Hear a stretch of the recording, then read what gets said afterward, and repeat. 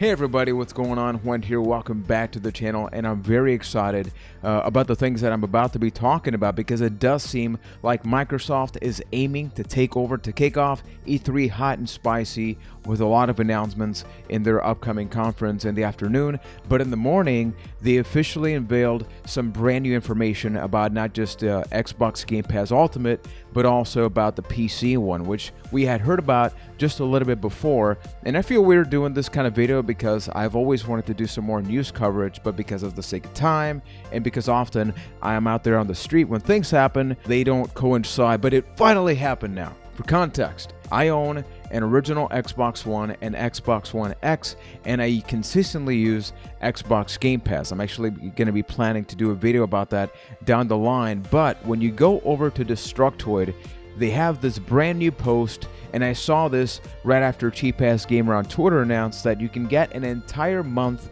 of Xbox Game Pass Ultimate for just 1 month. But wait, there's more. What actually happens when you do that is that it takes your current subscriptions and it upgrades them. So say you had an entire year of Xbox Live, you pay that $1 and boom, you have an entire year of Xbox Game Pass Ultimate, or whatever they call it. It's very convoluted, but they're definitely planning on doing some awesome things at that conference, because I don't think they will be doing so many things in this morning and announcing so many awesome deals unless they were really planning that. But getting to this actual post from Destructoid, that there is a beta expected to roll out soon regarding Xbox Game Pass PC, which when it was first announced, people were very concerned about the fact that is it going to be a separate fee, and it does seem like that's kind of the case unless you're subscribed to Game Pass Ultimate, because it does say Xbox Game Pass PC will run at a slim $5 a month and will have over 100 titles in its archive, including Hellblade, Senua's Sacrifice, We Happy Few, Sea of Thieves, State of Decay, and more. But check it out over here. It should also be noted that the Ultimate plan automatically includes Game Pass PC. I actually found out about this before I even went to the article, because when I got the Game Pass upgrade for $1, all of a sudden I go to Game Pass PC on my computer and it says manage, not buy. So I'm like, wait a minute, manage implies that I already have the service. So when you go to the actual Microsoft website, you do get a little bit more information about it. There's a trailer, but you can't actively subscribe, although it does show you a couple of the games that are going to be included in the service. I don't think any of them are groundbreaking or things that we weren't expecting to see. But the fact of the matter is that it does seem like Microsoft is very motivated and is very hungry to finally fuse everything together. You know, they have talked about this for years, like after the Xbox 360, the importance of not seeing the Xbox gamers and the PC gamers, but having Xbox be almost the video game division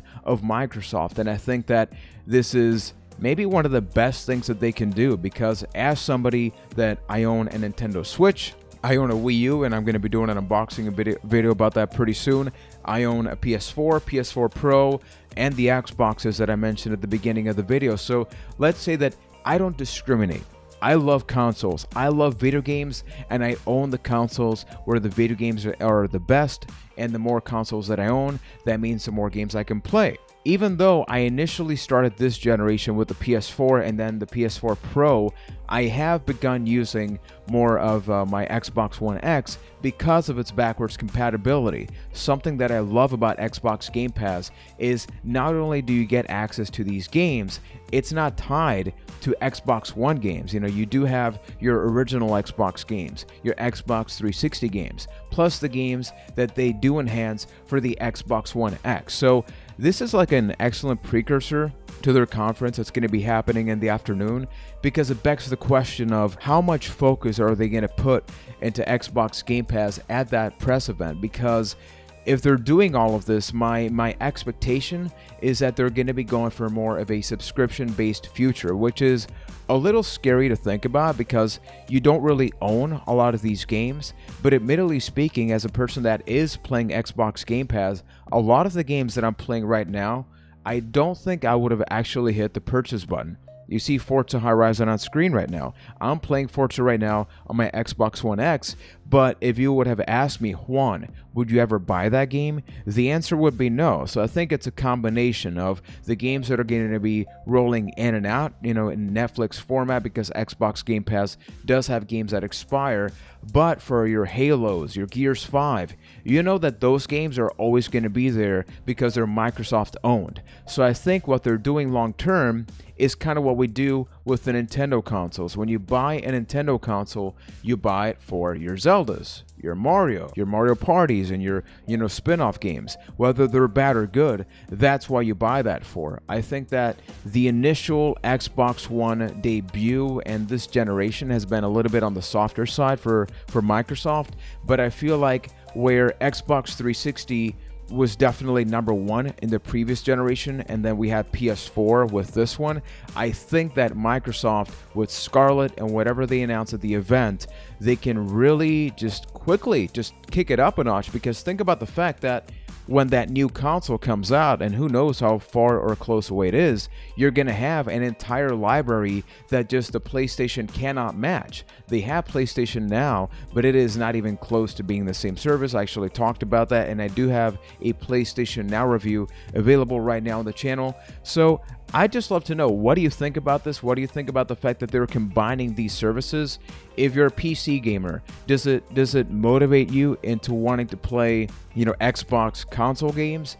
And if you're a console gamer, what do you think about the fact that, hey, if you have Ultimate, you don't got to spend a dime. It's already there. I don't think that anybody can really complain about this because of the accessibility of the game. So I think that this is going to be going more towards a feature that is based on, you get the base game and then you get the DLC.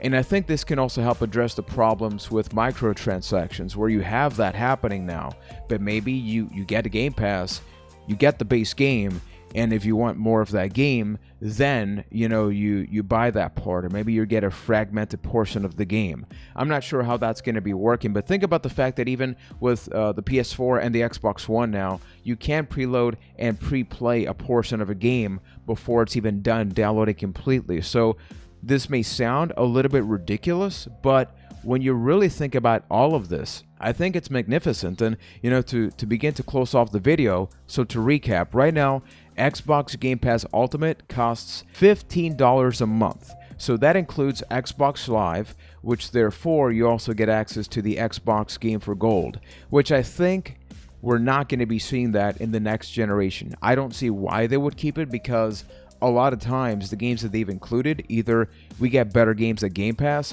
or those games end up coming out for Game Pass anyway. So it's like a really interesting situation that we're going through. But let's put it this way. I am really happy and excited for the future of gaming, because I'm somebody that loves to play games from the past. And a lot of times when you go through this time machine, these games don't necessarily hold up all that well. With Xbox One X, they've definitely shown that they can give that tender loving care to those classic games, so they look exceptionally awesome in 2019, 2020, whenever you're playing them.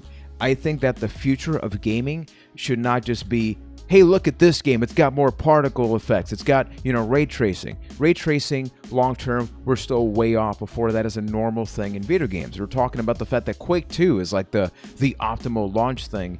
But I think that if we're able to get to a point that when we get to the newer consoles, we can pull up the previous games that we've loved to play, and they actually play a little bit better, and you don't have to worry about buying the enhanced edition or the remasters. I don't think we're going to be seeing a lot of remasters in the next generation. We had those in the PS3 360 and especially in this one, but I think that we can lay that to rest and maybe switch to a subscription-based model, that it can even be combined with that. But once again, please let me know, what do you think about this? Are you motivated? Would you like me to work on more videos like this? Obviously, E3 is taking place this week, so Who knows if I even do another video, just reacting to the Microsoft thing. I'm going to be at the Microsoft store in Puerto Rico in the afternoon, and I'm going to be bringing my equipment, so hopefully I'm able to record some stuff there, because we're actually going to be watching the entire Microsoft press conference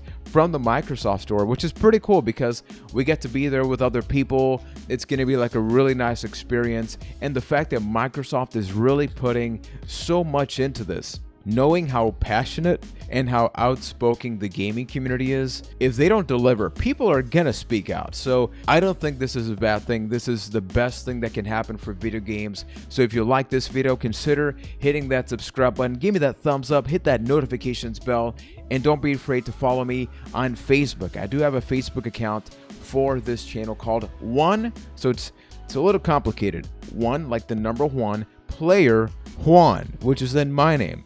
This is way more complicated. It is on screen or in the description or in the comments section. So until next time, thank you for watching. Get ready for E3. And if there's anything you would like me to react about E3, leave that in the comments and I will definitely be back. So gaming's good stuff, everybody. Take care.